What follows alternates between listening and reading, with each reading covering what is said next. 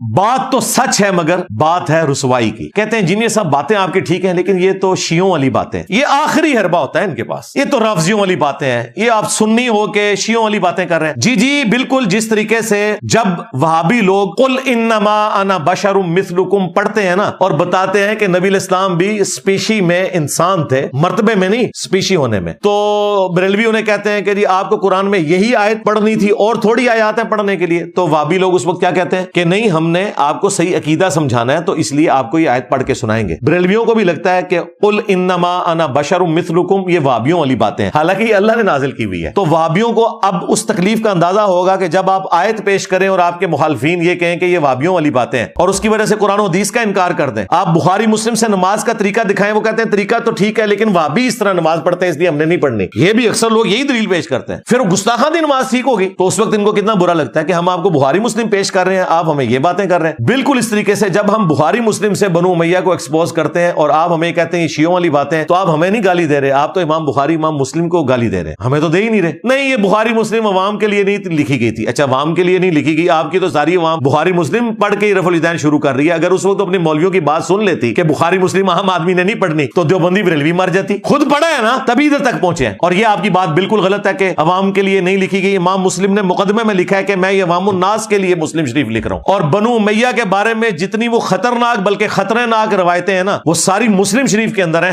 بخاری میں بھی ہیں, مسلم میں تو بہت زیادہ ہیں جو انہیں ہضم نہیں ہوتی. تو امام مسلم تو کہہ رہے ہیں میں عوام کو بتانے کے لیے روایتیں لکھ رہا ہوں. پھر آپ کیا کریں گے, وہ روایتیں کون کون سی ہیں وہ آج میں ٹاپک نہیں بنا رہا ورنہ ٹائم بہت زیادہ لگ جائے گا. اس کے لیے آپ میری وہ ویڈیو دیکھیں کربلا کیوں ہوئی, اور میرا ریسرچ پیپر جو اینڈ پہ آپ 500-600 لوگ جتنے ہیں سب کو ملے گا, اس کا میں تعارف بھی کروا دیتا ہوں. اس میں یہ ساری ڈیٹیلز موجود ہیں. فی الوقت اسے میں کنکلوڈ کروں گا. ان کے بڑے ہمارے بڑوں کو اسی طرح گالی دیا کرتے تھے کہ یہ تو رافضیوں والی باتیں ہیں. ہمارے امام محمد بن ادریس الشافعی المتوفى 204 ہجری, ان کو یہ شعر کہنا پڑا, ان کان رفضا حب آل محمد فلیشہد الثقلان انی رافضی. اگر اہل بیت کی محبت کا نام رافضی ہونا ہے تو جن و انس گواہ ہو جاؤ کہ میں رافضی ہوں. یعنی اگر تم گالی دیتے ہو تو ٹھیک ہے میں رافضی ہوں. بالکل اس کو میں نے ایڈ کیا ہے کہ اگر قرآن و سنت کی سچی توحید بیان کرنے کا نام وہابی ہونا ہے تو میں وہابی ہوں. اگر نبی الاسلام سے محبت کا اظہار کرنا بریلوی ہونا ہے, اگر غلوف کے درجے میں نہ ہو تو میں بریلوی ہوں. اگر صحابہ کرام کے دفاع کا نام دیوبندی ہونا ہے تو میں دیوبندی ہوں. اور اگر اہل بیت سے محبت کے اظہار کا نام رافضی ہونا ہے جس طرح کہ امام شافعی نے کہا تو میں شیعہ رافضی ہوں. بلکہ انہوں نے رافضی لفظ استعمال کیا, شیعہ بھی نہیں استعمال کیا. اس زمانے بھی ان کے بڑے ہمارے بڑوں کو گالیاں دیا کرتے تھے اور ہمارے بڑے پھر اس طریقے سے انہیں جواب دیا کرتے. نہ یہ ہمارے بڑوں کا مقابلہ کر سکے نہ ان کے چھوٹے ہمارا مقابلہ کر سکے, اللہ کے فضل سے الحمدللہ.